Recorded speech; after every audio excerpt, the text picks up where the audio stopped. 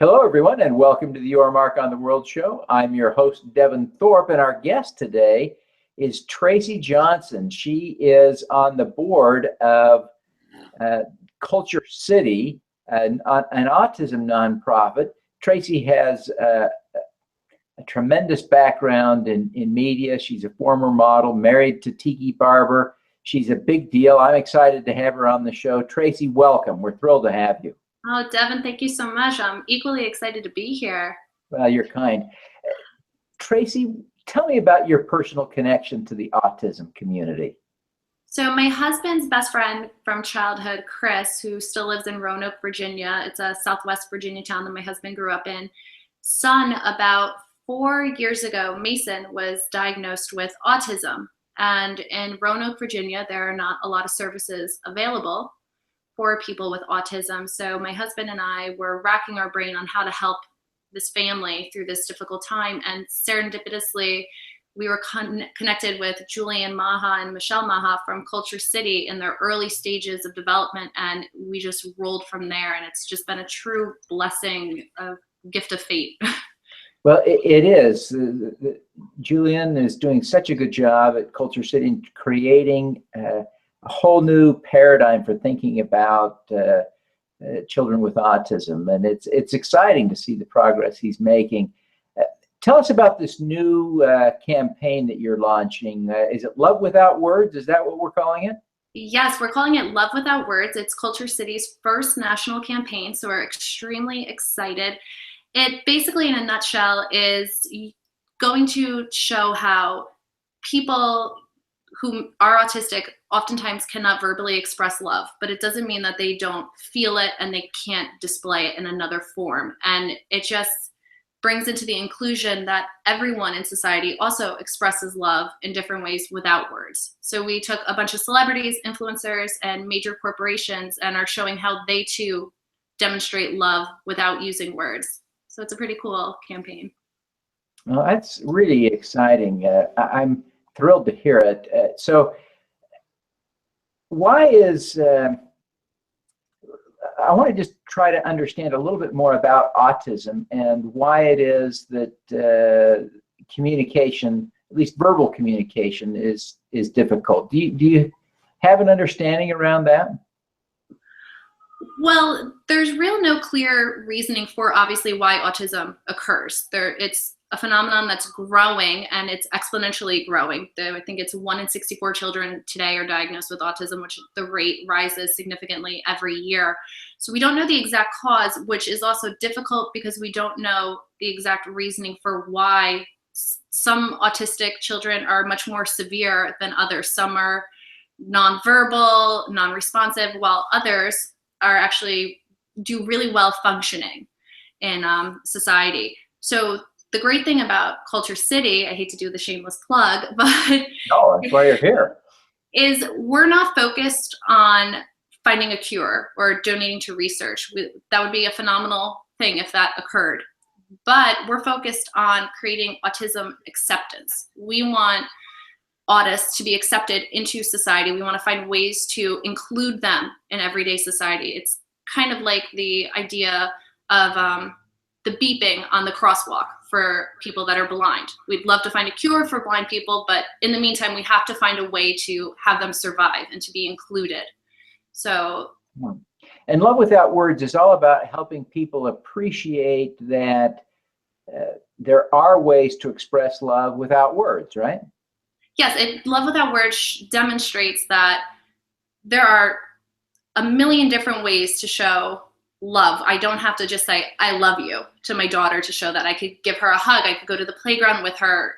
We could do a bunch of things that just make you feel that connection. And the same goes for children and adults with autism. It's just because they can't physically say, I love you, Mom, it definitely does not mean that there is no love there. Yeah.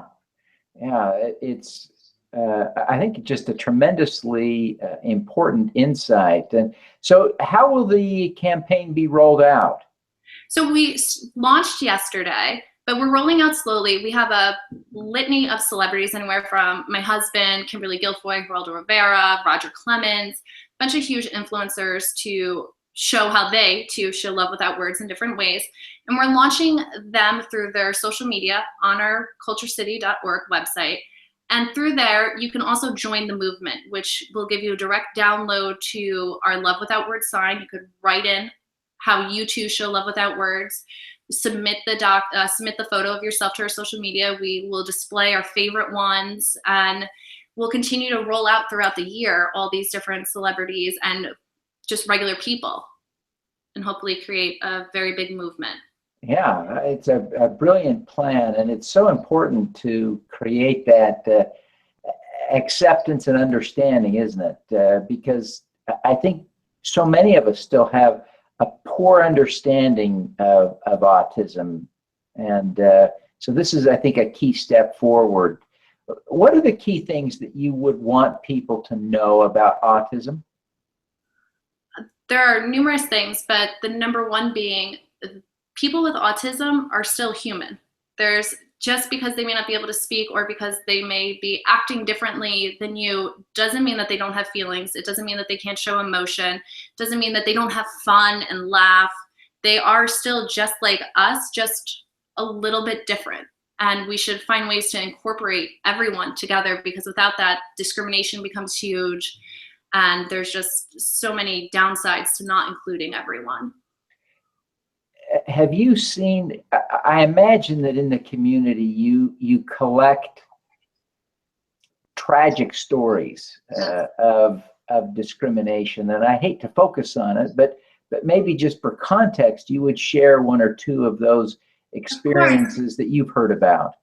So prime example is when my husband's best friend Chris's son Mason was diagnosed with autism.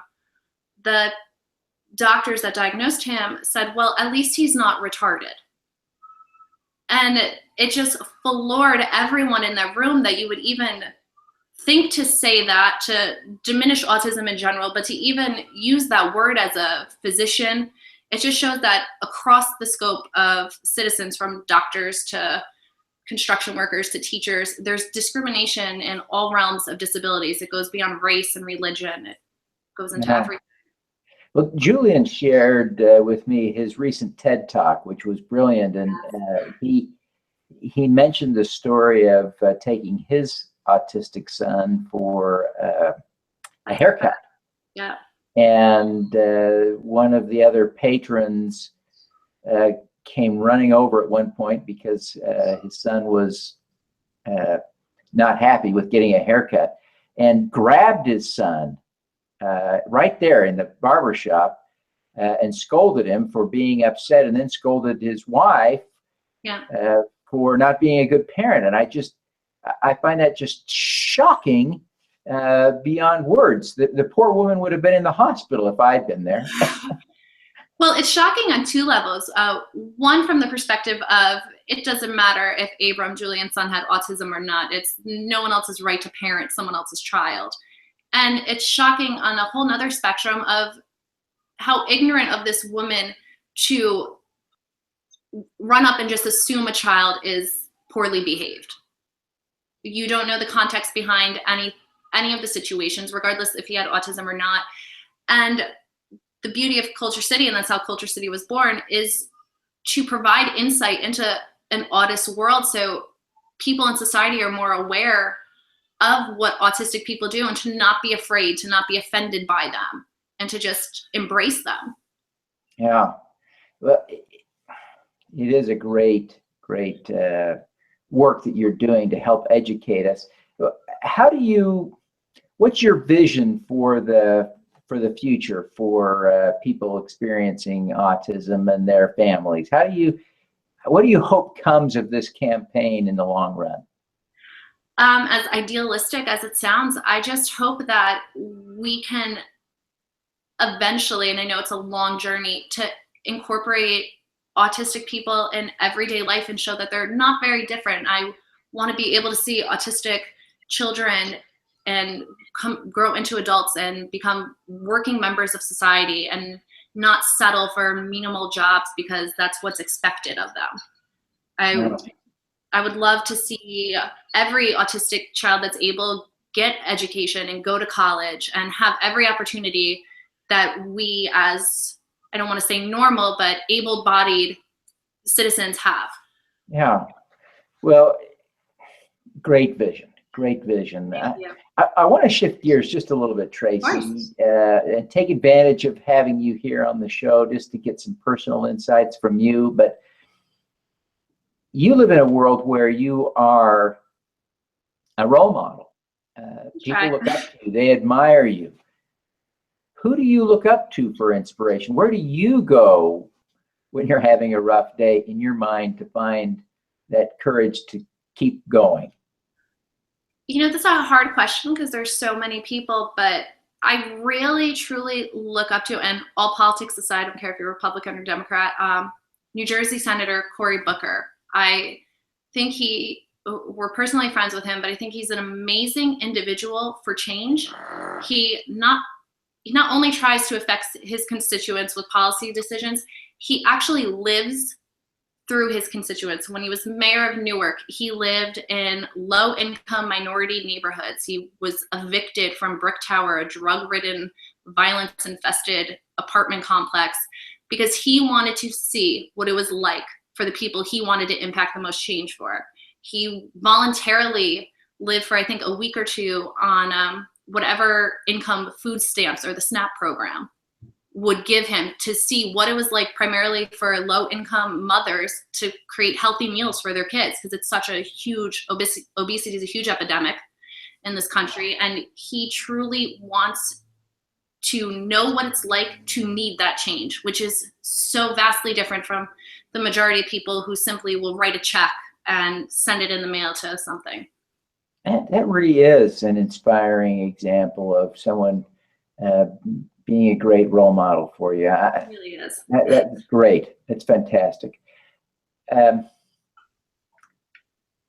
Tracy, you could be doing anything with your time and effort, and I recognize you got the family connection with Tiki's friend to Chris and to autism, but a lot of people have connections to autism. Most of us know someone. If 1 in 64 kids have it these days, all of us know someone with autism. Why did you feel personally responsible to go out there and do something about it? I feel that it's your duty in life to do more good than you would eventually receive. Hang on, a little echo, sorry. But after Chris and the situation that happened with him, my husband went to Culture City to speak at an event, and he went by himself. We had a baby at the time, so I couldn't go with him. And Julian and Michelle Maha ended up coming to New York City to have dinner with us. And after meeting them, I left that dinner feeling an overwhelming sense of responsibility to help out. They are just the most inspirational people you will ever meet. And I wish everyone who would be watching this program could find someone that was that inspiring to motivate you. And it just from my conversations with them, it wasn't just a problem of parents that have children with autism. It wasn't just a problem of people who are directly associated. It's everyone's problem, because the overwhelming number of children being born with autism is rising extremely high, and it's going to affect everyone. So it's a problem that everyone has to accept, address, and find a way to change it. Yeah, well, that's just amazing that you have engaged that way. It's Julian certainly is an inspiration. I've come to know Julian. He's just a great human being. We're grateful for our association with him. I want to ask you one last question, Tracy, and that is, and we ask all of our guests for what we call an impact hack, a tip that would help us to do more good. What would be your impact hack? I think it is to remain as proactive and persistent as humanly possible. I've always been told through my husband that change doesn't happen just because you wish it. And I could sit here and wish all day that people accept everyone. It's going out there and actually doing it. If you have an idea, it is probably going to be a great idea, but it's just going to be an idea if you don't step forth and actually pursue it. Yeah, interesting. Interesting. I appreciate you sharing that too. That's a great impact hack. Now, before you go, Tracy, can you tell people how to learn more about Culture City, the new campaign, and how to connect with you personally? Of course. So Culture City, you can learn all about the Love Without Words campaign and all the other programs Culture City is involved in, including Lifebox and sensory-friendly initiatives at culturecity.org. It's KULTURE city.org. And you can learn more about myself and my family and all of our philanthropic endeavors on my Twitter or Instagram handle at Tracy, TRACIL Johnson, or you can email me at tracytraci@ideatribes.com, and I'd love to hear from you guys. Fantastic. Well, Tracy, thank you so much for being with us today. We wish you every success in this great Love Without Words campaign. Thank you so much. It was great. All righty. Let's do some good.